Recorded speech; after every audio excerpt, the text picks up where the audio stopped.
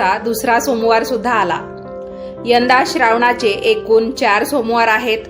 त्यापैकी मागच्याच आठवड्यात आपण श्रावणाचा पहिला सोमवार केला, नागपंचमी देखील साजरी केली। आता हा श्रावणाचा दुसरा सोमवार। तर या सोमवारच्या बाबतीत तुमच्या मनामध्ये जे प्रश्न असतील किंवा काही शंका तयार झालेल्या असतील की या सोमवारचं व्रत कसं करावं, पूजा कशी करावी, शिवामूठ कोणत्या धान्याची वाहावी, या दिवशी तर एकादशी सुद्धा आहे आणि आपण जर एकादशी आणि सोमवार ही दोन्ही व्रत करत असू तर उपवास नेमका कधी सोडायचा किंवा कोणतं व्रत आपण प्रामुख्याने करायचं, या सगळ्या प्रश्नांची उत्तरं तुम्हाला या व्हिडिओच्या माध्यमातून मिळून जातील। तरीही या व्यतिरिक्त काही अजून प्रश्न असतील तर ते तुम्ही मला कमेंटमध्ये विचारा। आपल्या चॅनलवर तुम्ही पहिल्यांदाच आलेला असाल, अजूनपर्यंत सबस्क्राईब केलेलं नसेल तर आपल्या चॅनलचं नाव आहे दिल्लीकर मराठी।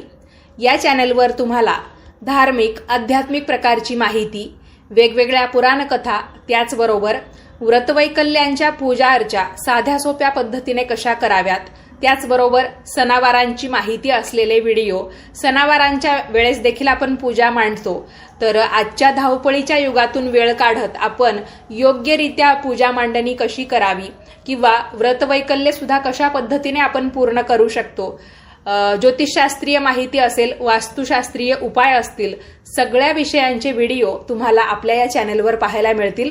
म्हणूनच म्हटलं, चॅनलला सबस्क्राईब केलेलं नसेल तर नक्की सबस्क्राईब करा आणि हा व्हिडिओ पाहत असताना कमेंट्समध्ये लिहा हर हर महादेव। चला तर मग व्हिडिओला सुरुवात करते। मंडळी, 24 ऑगस्ट 2026 या दिवशी श्रावणाचा दुसरा सोमवार आलेला आहे आणि याच दिवशी पुत्रदा एकादशी सुद्धा आहे। तर मग आपण एक एक करून सगळी माहिती व्यवस्थितपणे समजून घेऊया। श्रावणाचा सोमवार हा भगवान शिवांना समर्पित असतो। या दिवशी आपण भगवान शिवशंकरांच्या नावाने उपवास धरतो। तर श्रावणी सोमवारचा उपवास हा दिवसभर केला जातो।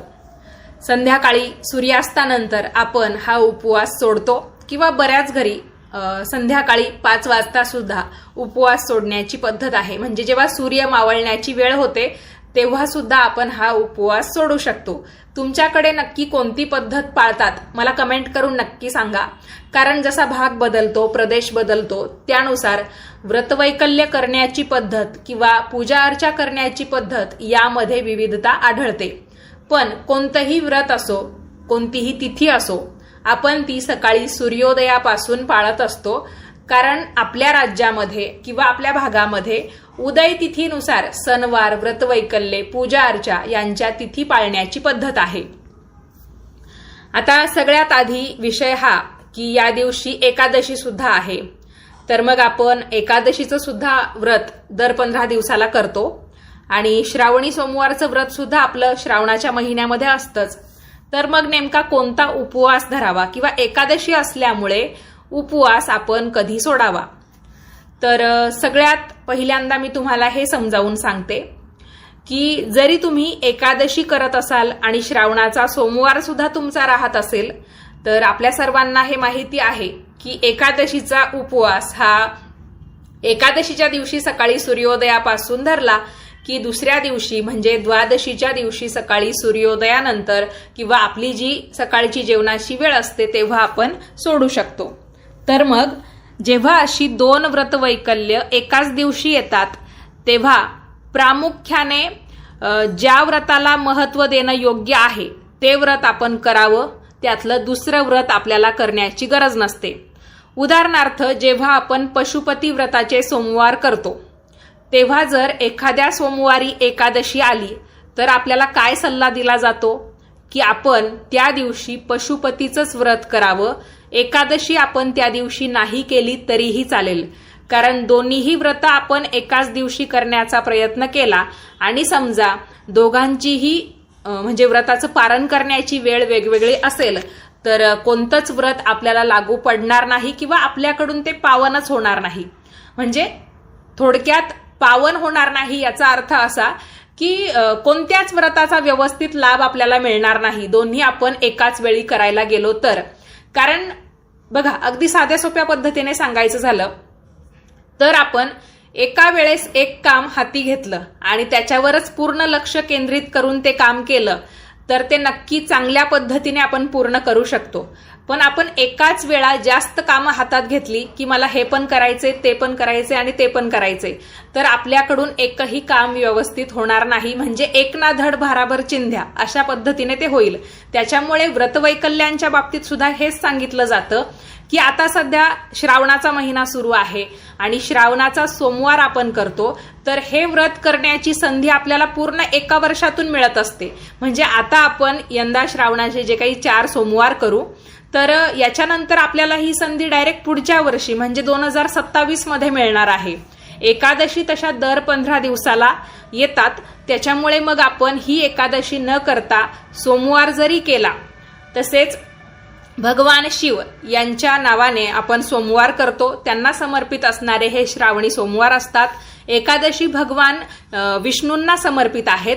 तर भगवान शिव आणि भगवान विष्णू हे एकसारखे नाहीत किंवा एक समान नाही, पण ते एकरूप आहेत.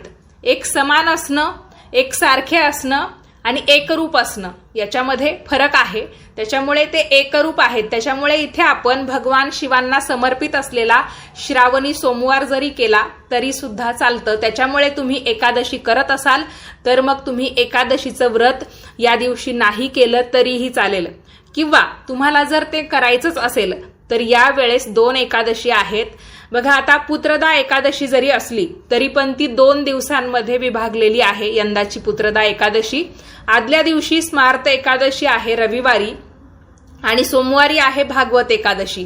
तर संसारी माणसाने भागवत एकादशीचं व्रत करावं असं सांगितलं जातं. आणि आपल्याला समजा रविवारी ते व्रत करता आलं नाही किंवा आपण सोमवार करायचा म्हणून आदल्या दिवशी ते व्रत धरलं नाही एकादशीचं, तर तरीही प्रश्न तयार झालाच असता की आपण तो उपवास कधी सोडायचा. रविवारी जरी उपवास धरला तरी सोमवारी आपण तो कधी सोडायचा हा प्रश्न तयार झालाच असता. तर आपल्याला काय करायचं आहे, एकादशी आपण नाही केली तर चालणारच आहे, तो काही विषय नाही. तरी सुद्धा तुम्हाला एकादशी करायची असेल तर बऱ्याच वेळा बघा आपल्याकडून चुकून माकून एकादशी मोडली तर आपण काय करतो, द्वादशीच्या दिवशी एकादशीचा म्हणून उपवास धरतो. म्हणजे द्वादशीचा संपूर्ण दिवस, संपूर्ण रात्र आणि त्यानंतर आपण त्रयोदशीच्या दिवशी सकाळी उपवास सोडतो. तर तुम्हाला समजा एकादशी करायचीच असेल, कारण ही आहे पुत्रदा एकादशी, आणि तुम्हाला जर तिचं व्रत करायचंच असेल तर ते व्रत तुम्ही 25 ऑगस्ट 2026 मंगळवारच्या दिवशी करू शकता. म्हणजे मंगळवारी सकाळी तुम्ही उपवास धरला तर बुधवारी सकाळी तुम्ही तो उपवास सोडू शकता. ज्यांना खास संतान प्राप्तीसाठी त्यातल्या त्यात पुत्र व्हावा याच्यासाठीच हा उपवास धरायचा असेल तर तो तुम्ही द्वादशीच्या दिवशी केला तरी पण काही बिघडणार नाही. कारण एकादशीचं व्रत आपण धरतो एकादशीच्या दिवशी आणि द्वादशीच्या दिवशी सकाळी सोडतो. पण खरं बघायला गेलं तर एकादशीचं व्रत हे दशमी, एकादशी आणि द्वादशी असं 3 दिवसीय असतं. तर या व्रताचा देखील तुम्हाला लाभ घ्यायचा असेल, कारण पुत्रदा एकादशी सुद्धा वर्षातून 2दाच येते. त्याच्यामुळे पुत्रदा एकादशीचं व्रत आपल्याला करायचं असेल तर आपण ते 25 ऑगस्टला सुरू करून 26 ऑगस्टला सकाळी सूर्योदयानंतर सोडू शकतो. म्हणजेच व्रताचं पारण करू शकतो. तर मी आशा करते तुम्हाला तुमच्या प्रश्नाचं उत्तर मिळालेलं असेल. आता श्रावणाचा सोमवार आपल्याला करायचा आहे, 2रा सोमवार. तर या दिवशी सुद्धा आपण जशी पहिल्या श्रावणी सोमवारी पूजा केली तशीच करायची आहे. जसं की आपल्या घरी शिवलिंग असेल तर आपण त्याचा अभिषेक वगैरे करून त्यानंतर शिवलिंगाला गंध लावून बेलपत्र, फूल अर्पण करून त्याच्यानंतर शिवलिंगावर शिवामूठ वाहायची, शिवलिंगाच्या समोर नैवेद्य अर्पण करायचा आणि त्याच्यानंतर आपण शिवलिंगाची आरती करायची. या पद्धतीने पूजा करू शकतो. आणि जर तुमच्याकडे शिवलिंग नसेल तर तुम्ही एकतर मंदिरात जाऊन ही पूजा करू शकता. म्हणजे तिथेच शिवामूठ वाहू शकता, नैवेद्य किंवा पूजा साहित्य तिथेच अर्पण करू शकता.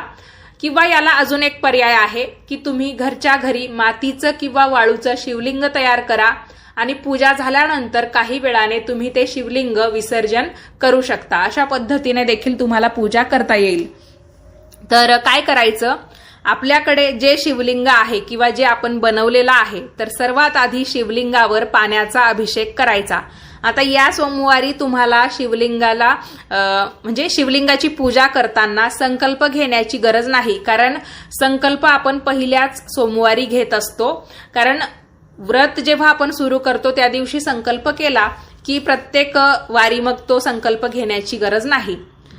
पण ज्यांनी कोणी श्रावणाचा पहिला सोमवार केला नाही त्यांचा जर प्रश्न असेल की आता श्रावणाच्या दुसऱ्या सोमवारी आम्ही उपवास केला तर चालेल का, किंवा असंच असतं का की आपण पहिल्या सोमवारीच उपवास धरायला पाहिजे नंतर आपल्याला धरता येत नाही, तर असं काही नाहीये.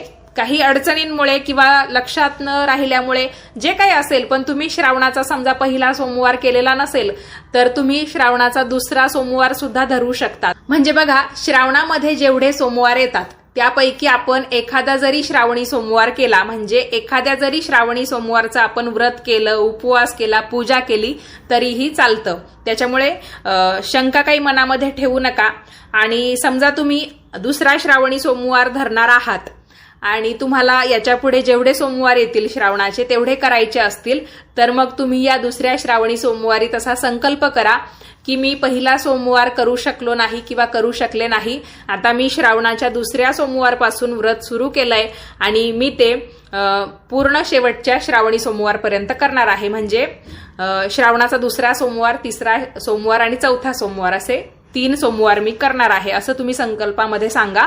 किंवा तुम्हाला एक दिवसीय फक्त एकच सोमवार करायचा आहे हा, तर मग तुम्ही संकल्प घेऊन तसं सांगा की मी एकच सोमवार श्रावणाचा करते किंवा करतोय, पण तो मनापासून आणि श्रद्धेने करतोय. तुमच्या पद्धतीने तुम्ही संकल्पामध्ये सांगायचं. संकल्प घेणं म्हणजे काय, आपण ते व्रत कशासाठी करतोय, आपला त्यामागचा उद्देश काय, किंवा आपण ते कशा पद्धतीने करणार आहोत, तर ते सगळं सांगणं होय.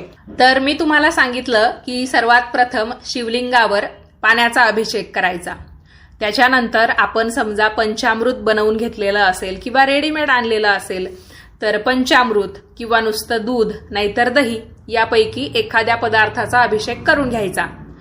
आणि तुम्हाला जर पंचामृत, दूध, दही यापैकी कशाचाही अभिषेक करायचा नसेल तर तुम्ही फक्त पाण्याचा अभिषेक केला तरीही चालतं. किंवा तुम्ही चंदन पावडर असते किंवा चंदनाची पेस्ट आपल्याकडे असते, तर चंदन पावडर असेल तर ती पाण्यामध्ये मिसळायची आणि चंदनाच्या पाण्याने अभिषेक करू शकता. कुणी कुणी कापुराच्या पाण्याने अभिषेक करतं, कुणी गुलाब पाण्याने करतं, कुणी गंगाजलाने करतं. तर आपल्याकडे समजा चंदनाची पेस्ट असली तर आपण ती पूर्ण शिवलिंगाला लावून घेऊ शकतो. पण हे आपल्याला फक्त रेडीमेड शिवलिंगाच्या बाबतीतच करता येतं.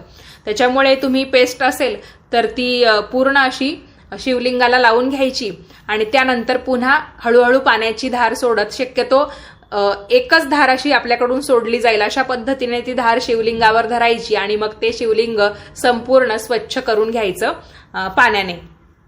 तर मग स्वच्छ करून झालं की त्याच्यानंतर शिवलिंग स्वच्छ कापडाने पुसून घ्यायचं.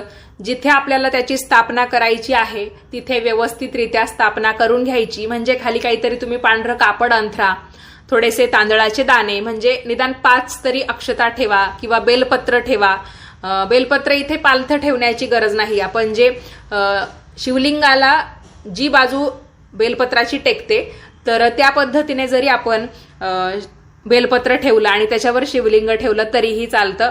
बऱ्याच जणांना असे अनेक छोटे मोठे प्रश्न पडतात, त्याच्यामुळे सविस्तर असं स्पष्टीकरण देऊन सांगण्याची गरज पडते. तर मग बेलपत्रावर किंवा अक्षतांवर तुम्ही शिवलिंग स्थापन करा. त्याच्यानंतर शिवलिंगाला एकतर विभूती म्हणजे भस्म लावा किंवा तुम्ही चंदनाचा गंध लावू शकता, अष्टगंधाचा गंध लावू शकता किंवा तुम्ही गुलाल लावला तरीही चालतं. म्हणजे यापैकी एखादा गंध शिवलिंगाला लावून घ्या. त्याच्यानंतर शिवलिंगावर बेलपत्र वाहा पालथ करून 1, 3, 5, 7, 9, 11 किंवा 1008 या संख्येपर्यंत आपण कितीही बेलपत्र वाहू शकतो. पण मी तुम्हाला सांगेल की आपण व्रताच्या निमित्ताने एक नियम अवश्य पाळत असतो किंवा पाळायलाच हवा की आपण व्रत करतोय तर ते सात्विक पद्धतीने व्हायला हवं. कोणत्याही झाडाला, प्राण्याला, पक्षाला आपल्यामुळे त्रास होऊ नये किंवा हानी पोहोचू नये हा आपला प्रयत्न असतो. त्याच्यामुळे विकत जर तुम्ही एवढी पानं आणली तर त्याची काही अडचण नाही, कारण तिथे तुम्ही काहीतरी त्याचं मूल्य दिलेलं असतं, पैसे दिलेले असतात. पण जेव्हा आपण झाडाची पानं आणायला जातो, सोमवारी तर तसा बेल तोडू नये, पण तरी सुद्धा काही जण चूक करतात. आदल्या दिवशी का होईना तोडून ठेवू की आपल्याला एवढे एवढे पानं शिवलिंगावर वाहायचेच आहेत. पण मी तुम्हाला सांगते की एवढी पानं अजिबात वाहू नका. 1 पान वाहिलं काय आणि 1000 पानं वाहिली काय, महत्व सारखंच आहे. त्याच्यामुळे एक जरी पान आपण मनापासून अर्पण केलं तरी सुद्धा पुरेसं आहे. तर तुम्ही हे काम करू शकता की एखादं बेलपत्र शिवलिंगावर वाहा, एक पांढऱ्या रंगाचं फूल किंवा ऋतुमानानुसार तुम्हाला जी फुलं उपलब्ध होतील तर त्यातली म्हणजे जेवढी फुलं तुम्हाला वाहायची आहे विषम संख्येमध्ये तेवढी तुम्ही वाहू शकता. त्याच्यानंतर शिवलिंगाला अक्षता अर्पण करायच्या आणि या सोमवारी आहे शिवामूठ तीळ. आता प्रश्न पडतो, तिळाची शिवामूठ आहे मग काळे तीळ वाहायचे की पांढरे तीळ? तर आपल्याला श्रावणाच्या दुसऱ्या सोमवारी शिवलिंगावर अभिषेक करण्याचं धान्य म्हणून जी मूठ वाहायची असते तर ती असते तिळाची शिवामूठ आणि ती आपल्याला पांढऱ्या तिळांचीच वाहायची असते. तर आपल्या उजव्या हातावर आपण तीळ ठेवायचे. तुम्ही अगदी चिमूटभर तीळ ठेवले तरीही चालतं. आता शिवामूठ नाव आहे तर काही जणांना वाटतं की एकदम मूठ भरून आपल्याकडे तीळ असले पाहिजे, तर असं नाही. तर आपण हे धान्य मुठीत पकडून शिवलिंगावर वाहतो म्हणून तिला शिवामूठ म्हणतात. त्याचा शब्दशः अर्थ असा घेऊ नका की आपल्याला एकदम मूठ भरूनच तीळ वाहायचे आहेत. तुम्ही वाहिले तर तो तुमचा दानाचा विषय आहे. तुमची इच्छा असेल की मला पूर्ण मूठ भरून तीळ वाहायचे आहे तर नक्की वाहू शकता. पण देव आपल्याला काही असं म्हणत नाही की तुम्ही एकदमच भरभरून सगळं मला अर्पण करा. आपण जेवढी साध्या सोप्या पद्धतीने पूजा करू पण ती मनापासून आणि श्रद्धेने करू तर ती नक्कीच आपल्याला व्यवस्थित फळ देते, शीघ्र फळ देते. आणि जिथे आपण दिखावा करतो पण आपल्या मनामध्ये कुठल्याही प्रकारचा भाव नाही, श्रद्धा नाही किंवा तशी भावना नाही, तर तुम्ही कितीही काही अर्पण केलं तर त्याचं फळ तुम्हाला कधीच मिळणार नाही. हवं तर ते तीळ तुम्ही गोरगरिबांना काहीतरी पदार्थ बनवून दान केले तर त्याचं फळ तुम्हाला नक्कीच मिळेल. त्याच्यामुळे अगदी चिमूटभर किंवा मोजून तुम्ही 5 किंवा 7 जरी तीळ घेतले आणि किंवा 1 तीळ जरी घेतला मुठीमध्ये आणि तो शिवलिंगावर मनापासून अर्पण केला तरीही त्याचं फळ तुम्हाला मिळणार आहे. देव आपली फक्त श्रद्धा आणि मनातला शुद्ध भाव बघत असतो, एवढं लक्षात ठेवा. तर आता बरेच जण शिवामूठ वाहताना चूक करताय की काहींना वाटतं की काळे तीळच वाहायचे, पांढरे तीळ वाहायचे नाही. तर त्याचं उत्तर मी पहिल्यांदा देते, त्याच्यानंतर शिवामूठ वाहताना काय काय चुका होत आहेत ते सुद्धा समजून सांगते. तर मंडळी, आपण काळे तीळ हे पित्रांच्या विधीमध्ये वापरत असतो. पित्रांचं काही कार्य असेल, पित्रांच्या नावाने आपल्याला काही दान करायचं असेल तर तेव्हा आपण काळे तीळ वापरतो. पण इथे भगवान शिवांची पूजा आहे. आता ही गोष्ट आहे की पित्र सुद्धा शिवलिंगाच्या तिथे बसलेले असतात. तर आपण जेव्हा शिवलिंगाची पूजा करतो तर तेव्हा आपण एक प्रकारे आपल्या पित्रांचं सुद्धा दर्शन तिथे घेत असतो. पण ही खास करून शिवामुठीची पूजा आहे किंवा शिवामुठीचं हे आपलं व्रत आहे. त्याच्यामुळे इथे आपल्याला काळे तीळ वाहून चालत नाही, इथे आपल्याला पांढरेच तीळ वाहायचे असतात. तर मग तुम्ही पांढरे तीळ मुठीमध्ये घ्यायचे आहेत आणि अंगठा वर आला पाहिजे. म्हणजे तो आपण मध्ये दाबून घेतला किंवा वरती ठेवला त्याची काही अडचण नाही. पण काही जण चूक काय करताय माहिती का, शिवलिंगावर अंगठ्याच्या बाजूने ते धान्य सोडताय, म्हणजे अशी उलटी शिवामूठ धरताय की अंगठ्याची बाजू शिवलिंगाच्या वर येईल अशा पद्धतीने. तर असं आपल्याला करायचं नाहीये. आपण जेव्हा ती मूठ पकडू तर करंगळीची बाजू शिवलिंगावर धरली जाईल आणि अंगठा वर येईल अशा पद्धतीने आपल्याला ती शिवामूठ पकडायची आहे. आणि जेव्हा आपण ते धान्य शिवामुठीतून खाली शिवलिंगावर सोडतो तर सगळ्यात शेवटी करंगळीचा स्पर्श होऊन ते शिवलिंगावर पडलं पाहिजे. अशा पद्धतीनेच आपल्याला शिवलिंगावरती शिवामूठ सोडायची असते.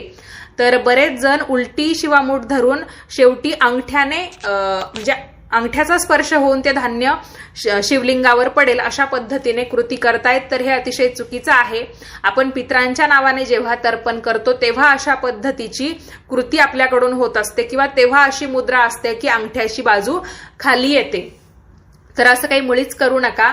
आणि सगळ्यात महत्वाची गोष्ट, आपण कोणत्याही धान्याची शिवामूठ म्हणजे आता प्रत्येक सोमवारी वेगवेगळं धान्य आहे. जसं की पहिल्या सोमवारी तांदूळ होते, आता तीळ आहेत. तर मग आपल्याला त्या धान्यावर थोडंसं पाणी शिंपडायचं आहे. म्हणजे ती शिवामूठ जी आहे ती ओलसर करून घ्यायची आहे. किंवा तुम्ही एका हातामध्ये काहीतरी पाण्याचं छोटं भांडं घ्या, तांब्या असेल, लोटी असेल किंवा छोटीशी वाटी असेल, तिच्यात पाणी घ्या आणि शिवलिंगावर जेव्हा तुम्ही ते धान्य हळूहळू सोडत असतात तर दुसऱ्या हाताने वरून तुमच्या त्या मुठीवर पाणी सुद्धा तुम्ही पाण्याची धार धरा. म्हणजे पाणी आणि धान्य दोन्हीही शिवलिंगावर पडेल. कारण आपण शिवलिंगावर इतर वेळा फक्त द्रव पदार्थांचा अभिषेक करतो आणि श्रावणाच्या फक्त सोमवारच्या वेळेस आपण शिवलिंगावर धान्याचा अभिषेक करतो. त्याच्यामुळे मग या अभिषेकाला शिवामूठ असं म्हटलं जातं. तर सविस्तरपणे मी तुम्हाला सांगण्याचा प्रयत्न केलेला आहे. त्याच्यानंतर उपवास आपल्याला असतो, देवाला नसतो. त्याच्यामुळे आपण कोणताही गोड पदार्थ किंवा जो पदार्थ उपवासाला आपण खात नाही, शाकाहारी पदार्थ, मग त्याच्यामध्ये तुम्ही गोडधोड करा किंवा तुमच्या आवडीने करा. अगदी दही भात ठेवला, साखरेचे दाणे ठेवले नैवेद्य म्हणून तरीही चालेल. पण आपल्याला उपवास आहे म्हणून देवाला सुद्धा उपवासाचेच पदार्थ आपण नैवेद्यात ठेवले पाहिजे असा कोणताही आग्रह नाही.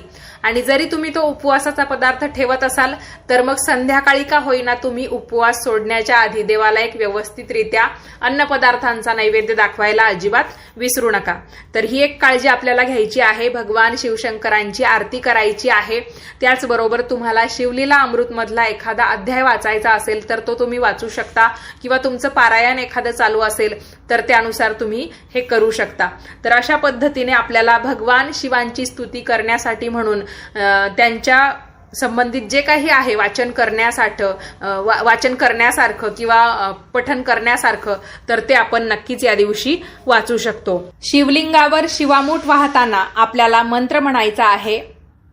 नमः शिवाय शांताय पंचवक्राय शूलिने शृंगीभुंगी महाकाल गणयुक्ताय शंभवे, किंवा तुम्ही मराठीमध्ये असं म्हणू शकतात. शिवा शिवा महादेवा माझी शिवामूठ ईश्वरा देवा, सासू सासऱ्यांची दिरा जावांची नंदांची भरताराची, नावडती आहे ती आवडती कर रे देवा. किंवा आत्ताच्या जीवनशैलीनुसार, म्हणजे आता त्या कथेत सांगितलेलं आहे असं, त्याच्यामुळे आपण हा मंत्र म्हणतो. पण आपल्याला बऱ्याच वेळा असं वाटतं की असं माझ्या आयुष्यामध्ये काही नाहीये, मग मी मंत्रामध्ये असं का म्हणायचं. तर असं आपल्याला म्हणायचं नसेल तर आपण साधं सरळ असं म्हणू शकतो. शिवा शिवा महादेवा माझी शिवामूठ ईश्वरा देवा, घरातल्या सर्वांचं कल्याण कर रे देवा. किंवा शिवा शिवा महादेवा माझी शिवामूठ ईश्वरा देवा, मनातल्या सर्व इच्छा पूर्ण कर रे देवा. अशा पद्धतीने तुम्हाला म्हणता येईल. तर सर्व पर्याय मी तुम्हाला मंत्राचे सांगितले. आता यातला तुमच्यासाठी जो योग्य आहे किंवा तुम्हाला जो म्हणणं सोयीस्कर वाटतं तो मंत्र तुम्ही म्हणा. मराठीत तुम्ही अगदी साध्या सोप्या रीतीने ते म्हटलं तरीही चालेल. तुम्हाला सगळ्यात अगोदर मी संस्कृत मधला मंत्र सांगितलेला आहे, नमः शिवाय शांताय, जी सुरुवात आहे तर तो. तर मंडळी, आपल्याला व्रत करताना अतिशय सात्विकरित्या ते करायचं आहे. कुणालाही हिंसा हानी आपल्याला पोहोचवायची नाहीये. या दिवशी सत्य बोलायचं, खोटं अजिबात बोलायचं नाही. वाद भांडणं कटकट यापासून दूर राहायचं. दिवसभरात आपल्याला झोपायचं नाहीये. रात्री आपण नेहमीप्रमाणे झोपू शकतो. या दिवशी ब्रह्मचर्य पाळायचं.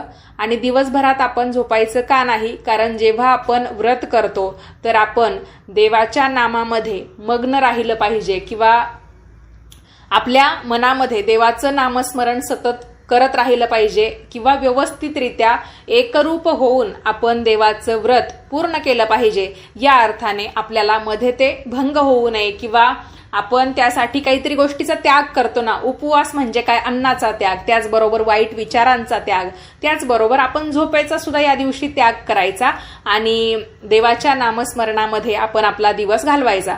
आता त्यासाठी तुम्हाला मोठमोठ्या पूजाच करत राहायच्या आहे किंवा दिवसभर काहीतरी वाचतच बसायचं आहे असं नाही. तुमच्या या म्हणजे संसारी आयुष्यातून तुम्हाला वेळ काढून जेवढं काही करता येईल तेवढं करा. बाकीच्या वेळेत तुम्ही तुमचं काम देखील पूर्ण करू शकता. पण आपल्याला सणावारांच्या निमित्ताने, व्रतवैकल्यांच्या निमित्ताने एक नवा उत्साह येत असतो आणि तोच तर आपल्या जीवन जगण्याचा काहीतरी आधार बनून जातो. म्हणजे दररोजचं तेच तेच आयुष्य जगून आपल्याला बऱ्याच वेळा कंटाळा येतो की काय माझ्या आयुष्यामध्ये तेच तेच चालू आहे, नवीन असं काहीच नाही. तर व्रतवैकल्य, सणवार एक नवीन आशेचा किरण आपल्या आयुष्यामध्ये घेऊन येत असतात. तर आपण सकारात्मक रीतीने आपल्यामध्ये त्याला अंगीकारण्याचा किंवा भिनवण्याचा प्रयत्न करा आणि त्यातून आपण एक चांगल्या पद्धतीने देवाची सेवा कशी केली किंवा देवाप्रती आपली श्रद्धा कशी दृढ केली, तर हाच संदेश आपल्याला या व्रताच्या निमित्ताने आपल्या मनामध्ये रुजवायचा आहे. तर मंडळी, हा होता आजचा व्हिडिओ. यामध्ये मी तुम्हाला श्रावणाच्या दुसऱ्या सोमवारची संपूर्ण माहिती दिली. एकादशी जरी असली तरी पण आपण हे व्रत कसं पूर्ण करू शकतो किंवा त्याला पर्याय काय हे सुद्धा मी तुम्हाला या व्हिडिओच्या माध्यमातून सांगितलं. कसा वाटला व्हिडिओ, कशी वाटली माहिती, कमेंट करून तेवढं नक्की कळवा. काही प्रश्न असतील तर नक्की विचारा.